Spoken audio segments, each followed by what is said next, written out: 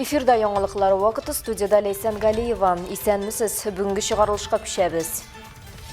Татарстан Республикасы буенча Эчке эшләр министрлыгының оешкан җинаятьчелеккә каршы көрәш бүлеге оператив мәгълүматы буенча Әлмәттә яшәүче өйдә мылтыкны законсыз саклаган.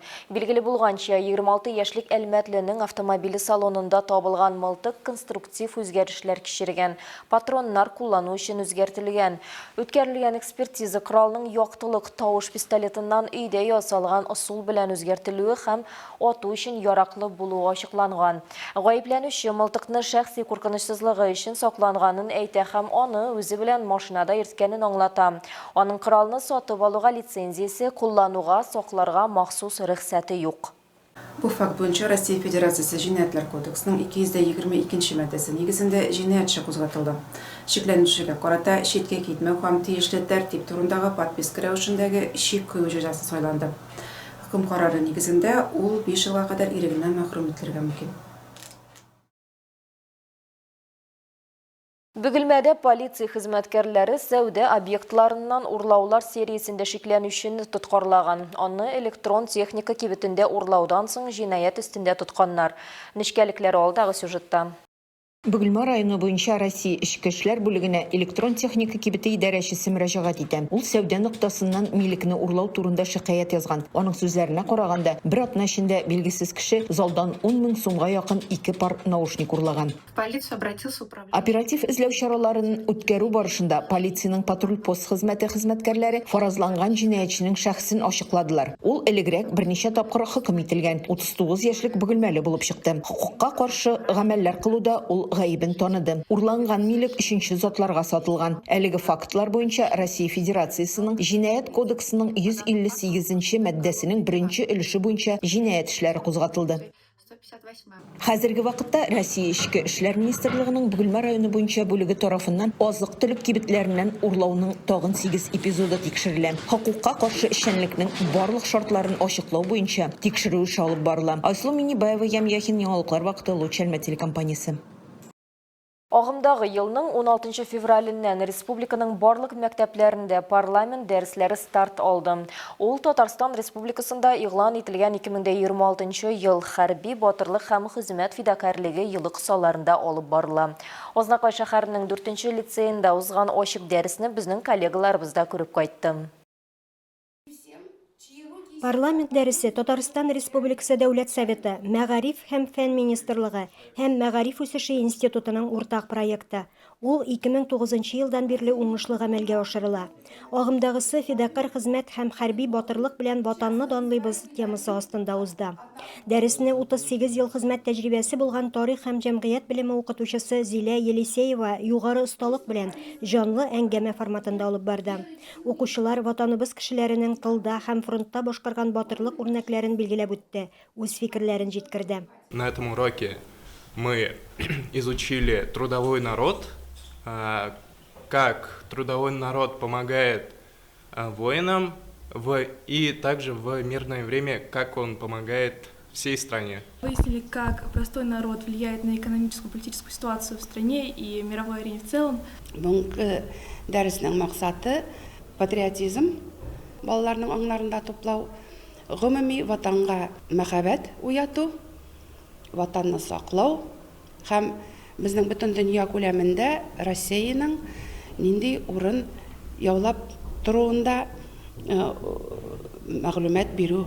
Балалар актив катнаштылар, сорауларга җавап бирделәр, үз фикерләрен әйттеләр. Дәрестә катнашкан район башлыгы урынбасары Айдар Халиуллин укучыларга җирлегебездә тәрбияләнеп үскән фидакарлар, батыр каһарманнар үрнәгендә тәрбияләнеп, киләчәктә илебезнең лаеклы гражданнары булып танылуларын теләде.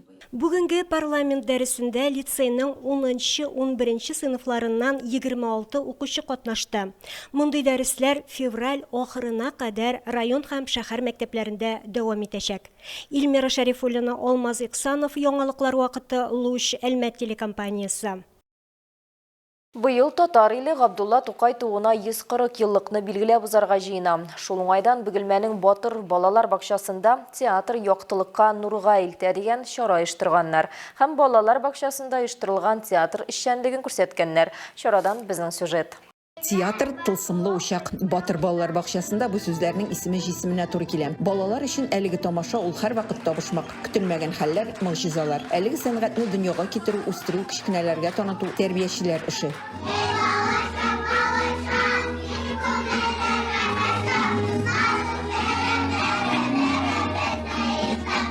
Театр ул халык бердәмлеген һәм милләт ныклыгын саклаучы, әйтеп бетермәслек зур кыйммәткә ия олы сәнгать төре дип ассызыклый Миңтимер Шәрип улы Шәймиев. Чыннан да чит җирләргә барып, халыкның гырыф-гадәтен, милләтен, яшәешен беләм дисәң, аның театрына барырга диләр олы буын вәкилләре. Һәм без инде бүгенге бу чарада балалар белән ничек театр аша туган телебезне өйрәнергә, милләтне, гырыф-гадәтләрен саклап калырга кирәк икән дип максат белән практик эш үткәрәбез. Мәгариф бүлегенең методик оешмасы утырышына Бөгелмә районының балалар бакчасы тәрбиячеләре җыелган. Үзара тәҗрибә уртаклашалар. Безнең эшебезнең төп бурычы үзебезнең татар телендә, туган телебездә балаларга тәрбия биреп, халкыбызның гырыф-гадәтләрен онытмыйча уеннарын уйнап, чын татар милли тәрбиясен биреп татарчага балаларны өйрәтү. Кичкенә артистлар Габдулла Тукай әсәрләренә куелган скетчлар күрсәтә. Шүрәле, Су анасы бу әсәрләр балаларга зур йогынты ясый, дип әйтә тәрбиячеләр.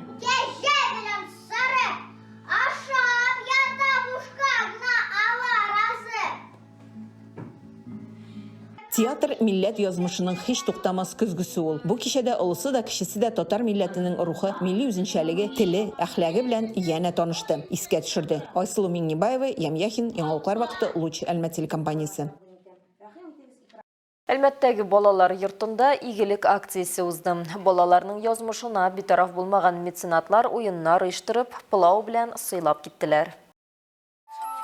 Балалар йортының актлар залында сабын куыклары тамашасы. Гадәти ял көненең тылсымга әйләнүенә сәбәптә юк диючеләр табылыр. Әмма хәйриячеләр алай дип санамый. Балачак иң кадерле һәм тиз узып китә торган бәйрәм. Әти-әниләр янәшәдә булмау аны күңелсезләндерергә тиеш түгел, диyorlar. Приезжаю я по возможности.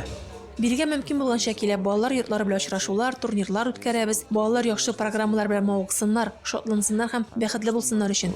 Дети были увлечены хорошими программами, радовались и были счастливы. Балалар йортында кунакларның өзелгәне юк ди тәрбиячеләре, шулай да ял көне килүләре иң дөрес фикер бу гаиләгә ашану өчен арттырырга сәләтле. Эмоции у нас вообще зашкаливают. Бездә хис кичерешләр тулып таша. Кунаклар безгә күңелле булсын өчен күбрәк шатлык, җылылык китерергә тырышалар. Люди стараются принести нам больше радости, тепла, чтобы мы не унывали. Меценатлар яңа сюрпризлар белән кайтырга вәгъдә иттеләр. Мондый очрашулар ата-ана назына мохтаҗларга ярдәм итүдә бергәлекнең роле турында искә төшерә. Рәдифә Нугманова, Алия Моратова, Яңалыклар вакыты, Луч Әлмәт телекомпаниясе. Ак Бүре Федерациясе командасы көрәш буенча бер юлы 2 зур турнирда Әлмәт шәһәрен лаеклы тәкъдим иткән. Алар герой шагыйрь Муса Җәлил истәлегенә ярышлар һәм көрәш буенча Татарстан Республикасы беренчелегендә катнашканнар. Җиңүчеләр белән безнең төшерү төркеме очрашып кайтты. Сүз Алсу Әхмәтҗановага. Февраль башында Казанда көрәш буенча Татарстан Республикасы беренчелеге узды. Анда 2012-2013 елларда туган егетләр чемпион исеме өчен көрәште. Татарстанның төрле районнарыннан 300 яшь спортчы 9 авырлык категориясендә 36 килограммнан 75 килограммга кадәр көч сынашты. Үз авырлык категориясендә Тимур Гәрәев, Искәндәр Сәетгалиев икенче урынны яуладылар. Бронза призерлары Әмир Саляхов һәм Алмаз Гәрәев. Ярышлар чемпионы Рамазан Харисов булды. Боролся против Ильяса Исмагилова из Кукмыры. Мин Ильяс Исмагилевка каршы көрәштем. 5-кә 2 белән җиңелеп барганда алдырып киттем һәм соңыннан 6-га 12 исәбе белән җиңүче булдым. Максатым Татарстан чемпионы булу иде. Мин аңа ирештем. Стать чемпионом Татарии. Ярышлар призеры Алмаз Гәрәев өчен бу бронза спорт бүләге генә түгел, гаилә ел язмасының дәвамы. Аның гаиләсендә көрәш яшәү рәвеше. Секцияны сайлау вакыты җиткәч, бер шиксез көрәшне сайладым ди ул. Бәләкәй яшьтән мине әти көрәшкә алып килде 7 яшьтә. 18 яшькә хәтле азнака өчен көрәшеп йөрдем һәм тренироваться итеп. Әлмәт физикалыгына кергәч, уже Әлмәт командасы өчен көрәшә башладым. Планнар әтине куып тотырга ине һәм узырга да насыйп булса. Әти 2 тапкыр Муса Җәлил чемпионы һәм 3 тапкыр Татарстан чемпионы. Әлмәт көрәшчеләре Батыр шагыйрь Муса Җәлил истәлегенә көрәш буенча ярышларда да яхшы физик әзерлек күрсәтте. Катнашучылар сүзләренчә, бу турнир көрәш мөхитендә Татарстан чемпионаты белән бергә иң әһәмиятлеләрнең берсе санала. Анда бөтен республикадан иң көчле көрәшчеләр катнаша. Бу юлы 10 авырлык категориясендә 400-дән артык спортчы катнашты.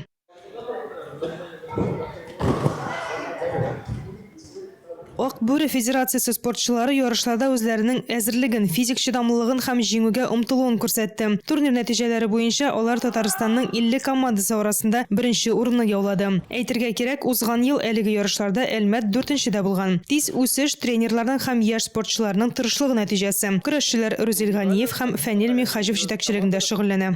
Хәзерге көндә 4 рейтинговый турнир үтте. Безнең Әлмәт командасы бүгенге көндә 13 очко белән беренче орында бара. Шаллы командасы 16 очко белән икенче орында һәм Казанның Зеланд командасы 3нче орында 17 очко белән бара. Асыл Ахмаджанова, Яңалкыр вакыты, Луч, Әлмәт телекомпаниясе.